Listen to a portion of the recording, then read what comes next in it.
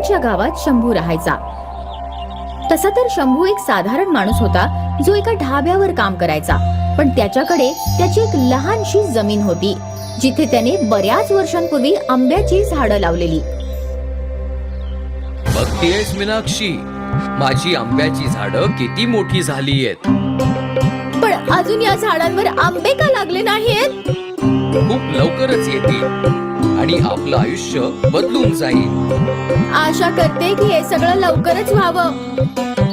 मीनाक्षी आणि शंभू एकत्र त्यांच्या आंब्याच्या झाडांची चांगल्या प्रकारे काळजी घ्यायचे. रोज सकाळी सगळ्या झाडांना पाणी घातल्यावरच शंभू आपल्या नोकरीवर जायचा. आज पुन्हा तू लेट आलाय शंभू.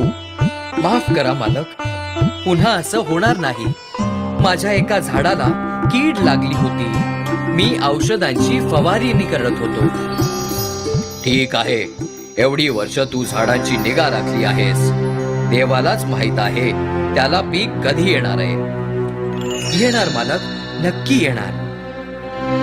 त्याच दिवशी शंभूला त्याचा पगार मिळाला 10,000 रुपये. तो सगळे पैसे घेऊन बाजूच्या दुकानात गेला. हे घ्या भाऊ, तुमचे 500 रुपये जे मी मागच्या आठवड्यात घेतले होते. अनेक अनेक आभार. तिथून तो किराण्याच्या दुकानावर गेला. आलास भाऊ, मी विचारच करत होतो की अजून तू का नाही आलास. असो, तुमच्या घराचं सगळं राशन मी आधीच बांधून ठेवलंय. खूप चांगलं केलं. किती हिशोब झालाय भाऊ? 2040 रुपये. हे घ्या. मग शंभू दूधवाल्याच्या दुकानावर गेला. हे घ्या भाऊ, तुमचे 1000 रुपये. आता जुना हिशोब संपला, नवीन हिशोब सुरू. हो ठीक आहे. सगळ्यांचे पैसे देऊन जेव्हा तो घरी पोहोचला, तुमचीच वाट बघत होते. पगार मिळाला वाटतं. इथे ठेवा सगळं राशन. मिळाला आणि 3540 रुपये देऊनही टाकले. म्हणजे आता फक्त 6460 रुपये राहिले. हो, पण त्यातले 3000 रुपये मला शेतासाठी लागतील. वीज, मोटर, पाण्याचं बिल इत्यादी इत्यादी. 500 माझं महिन्याचा खर्च आणि उरलेले 3000 तू ठेव. जे सामान पाहिजे ते आण आणि बाकीचे पैसे वाचवून ठेव. बरं ठीक आहे. मी विचार केलेला या महिन्यात जर 3000पेक्षा जास्त पैसे मिळाले तर नवी साडी विकत घेईन. पुढल्या महिन्यात माझ्या बहिणीचं लग्न आहे ना. तू काळजी नको करूस. काही दिवसातच मी तुझ्यासाठी नवीन साडी विकत घेईन. ठीक आहे. हो. सगळा हिशोब झालेला.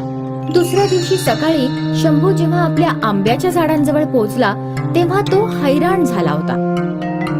मीनाक्षी, काय झालं? हे बघ, झाडावर फळं आले आहेत.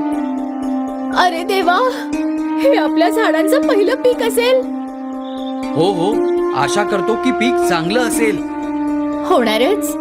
आपण एवढी वर्ष या झाडांची देखरेख केली आहे. ते तर आहेच. शंभू आणि मीनाक्षी उत्साहित होते. त्यांची वर्षांची मेहनत आता रंग दाखवत होती. एका महिन्यात सगळ्या झाडांवर आंबे आले. किती सारे आंबे आहेत ना. हो, आता आपल्याला यांची चांगल्या प्रकारे देखरेख करावी लागेल. तेव्हाच तर आपल्याला चांगला भाव मिळेल. हो नक्कीच. तेव्हापासून शंभू आणि मीनाक्षी आपला जास्तीत जास्त वेळ त्यांच्या आंब्याच्या बागेत घालवायचे.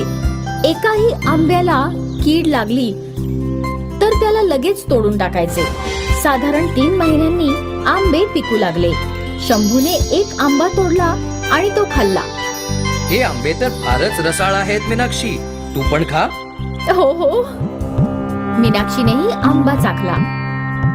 लोक बरोबर बोलतात, संयमाचं फळ गोड असतंच. आता सगळे आंबे तोडावे लागतील. ठीक आहे. शंभूने आपल्या नोकरीवरून काही दिवसांची सुट्टी घेतली आणि दोघे पती पत्नी मिळून आंबे गोळा करू लागले. 3 दिवसातच आंब्यांचा मोठासा ढीग तयार झाला. विचार नव्हता केला की एवढे आंबे लागतील आपल्या झाडांवर. देव जेव्हा देतो छप्पर फाडून देतो. तेवढ्यात एक आंब्याचा व्यापारी बाहेरून जात होता. त्याचं लक्ष ताज्या आंब्यांवर पडलं. अरे शंभू भाऊ, सगळे आंबे विकायचेत का? हो स्वामी भाऊ. स्वामीने एक आंबा चाखला. वा, एक नंबर. फारच गोड आहेत आणि आकारानेही मोठे आहेत. काय दाम घेणार आहे या सगळ्यांचा? हे माझं पहिलं पीक आहे. तुम्हीच काय ते सांगा ना मला. पीक तर फारच छान आहे. मी या सगळ्या आंब्यांचे तुला 3 लाख रुपये देऊ शकतो. 3 लाख? सौदा मंजूर असेल तर बोल. हो, मंजूर आहे. आणि हो, पुढच्या वर्षीही मलाच विक. हो, नक्की नक्की. मी पैसे आणि माणसं घेऊन येतो. ठीक आहे. स्वामी पैसे आणायला निघून गेला आणि मीनाक्षी आणि शंभू बोलू लागले. देवाची कृपा आहे आपल्यावर. 3 लाख? बापरे. कृपा तर आहेच, पण आपली अनेक वर्षांची मेहनतही आहे मीनाक्षी. हो, हे मेहनतीचंच फळ तर आहे. ते दोघे स्वामी परत येण्याची वाट बघत होते. काही वेळाने स्वामी टेम्पो, काही माणसं आणि पैसे घेऊन परत आला. हे घे शंभू, तुझे पैसे. खूप खूप आभार. शंभूने पहिल्यांदाच एवढे पैसे पाहिलेले. स्वामीची माणसं आंबे टेम्पोत भरू लागली. सगळं झाल्यावर शंभू आणि मीनाक्षी घरी पोचले. एवढ्या पैशांचं आपण काय करणार? 1 लाख बँकेत FD ठेवूया. 1 लाखाचे तुझ्यासाठी दागिने बनवूया आणि 1 लाख पुढच्या वर्षासाठी वाचवूया. 1 लाखाचे दागिने? हो, आयुष्यभरात मी तुला दिलंच काय या मंगळसूत्राशिवाय. चल, आता दागिने घेऊया. आता? हो, आता. मीनाक्षी आणि शंभू दागिन्यांच्या दुकानावर पोहोचले. राम राम किमजी भाई. राम राम. बोला शंभू भाई, काय दाखवू? वहिनींसाठी कानातल्या कुड्या की अंगठी? तुम्ही कानातल्या कुड्याही दाखवा, अंगठीही आणि एक हार सुद्धा. ठीक आहे भाई. खिमजी भाईंनी आधी कुड्या दाखवल्या. मीनाक्षीने एक कुडी पसंत केली. मग अंगठ्या दाखवल्या. मीनाक्षीने एक अंगठीही पसंत केली. मग खिमजी भाईंनी हार दाखवले. मीनाक्षीने एक हारही पसंत केला. हे सगळं मिळून 70,000 रुपये झाले शंभू भाऊ. बस, एक काम करा, तुम्ही पाटल्या सुद्धा दाखवा. ठीक आहे. खिमजी भाईंनी पाटल्या दाखवल्या. मीनाक्षीला एक पाटल्यांची जोडीही पसंत पडली. या सगळ्यांचे मिळून 1,10,000 झाले शंभू. ठीक आहे. शंभूने आपल्या झोळीतून पैसे काढले आणि खिमजी भाईंना दिले. अरे वा भाऊ, एवढे सारे पैसे आणि तेही रोकड. एखादा खजिना मिळालाय का? असंच समजा. खिमजी भाईंनी सगळे दागिने मीनाक्षीला दिले आणि ते तिथून निघून गेले. शंभू जाताच खिमजी भाईंनी ही गोष्ट दुसऱ्या दुकानदारांना सांगितली. तो शंभू माझ्या दुकानातून 1,10,000चे दागिने घेऊन गेलाय. कदाचित त्याला कुठला खजिना सापडलाय. अरे बापरे. आणि ही गोष्ट आगीसारखी पसरली. सगळे गावकरी मिळून सरपंचाकडे गेले. नक्कीच शंभूला खजिना सापडलाय. त्याने 1,10,000चे दागिने विकत घेतले. बापरे, तो धाब्यावर काम करणारा शंभू ना. जर त्याला खजिना सापडलाय तर त्यावर सगळ्या गावाचा हक्क आहे. आपल्याला त्याच्याकडून आपला हक्क मागितलाच पाहिजे. हो हो, चला. सरपंचांसोबत सगळे गावकरी शंभूच्या घरी पोहोचले. तुम्ही सगळे एकत्र? काय झालंय?